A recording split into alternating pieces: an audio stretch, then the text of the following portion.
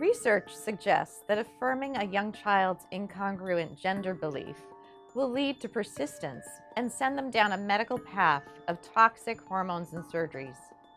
So how can we, as physicians and counselors, begin to help gender dysphoric children embrace their bodies? My name is Dr. Michelle Cretella. I am a pediatrician and executive director of the American College of Pediatricians, or ACPEDS. I was a member of the American Academy of Pediatrics, or AAP, for 18 years. AAP guidelines regarding hard science are sound.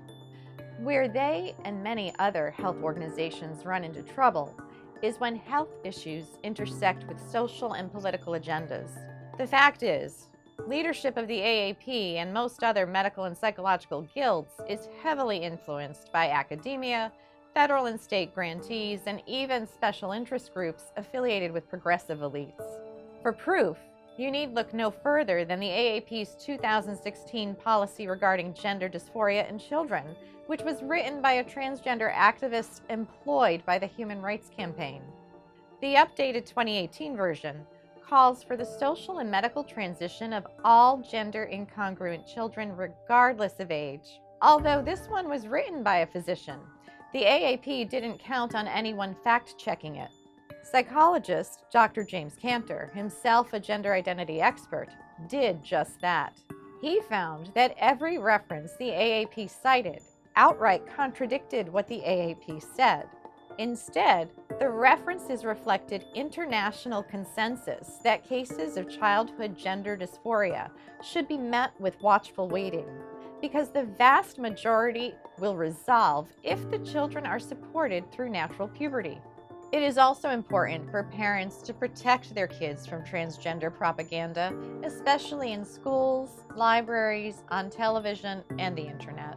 Dr. Lawrence Kohlberg, a developmental psychologist, identified 3 stages of cognitive development and found that it was not until age 7 that most kids understand that sex is constant. In other words, he found some 7-year-olds who believed that clothing and makeup could change a person's sex. So it is easy to see why gender-bending storybooks and programming can be damaging to young children's minds. What about teens? In the past, it was well accepted that gender dysphoria after age 12 is more likely to persist to adulthood. However, in the last 15 years, gender clinics around the world have reported skyrocketing numbers of teens presenting for gender reassignment. Girls and teens with psychiatric illness and neurodevelopmental differences are overrepresented. Given the explosion of transgender propaganda, socialization and social contagion have likely contributed to this rise. Affirming all of these teenagers means they will be given drugs that reduce fertility, elevates risk for heart attacks, strokes, blood clots, diabetes, various cancers, and more. In addition, many will undergo irreversible mutilating surgeries. We are already seeing an increase in trans identity regret among some young women who are now permanently physically and emotionally scarred. We as health professionals take an oath to first do no harm. We owe it to our patients to resist the medical elites engaged in a massive and dangerous experiment on our children. If we don't stand up, who will?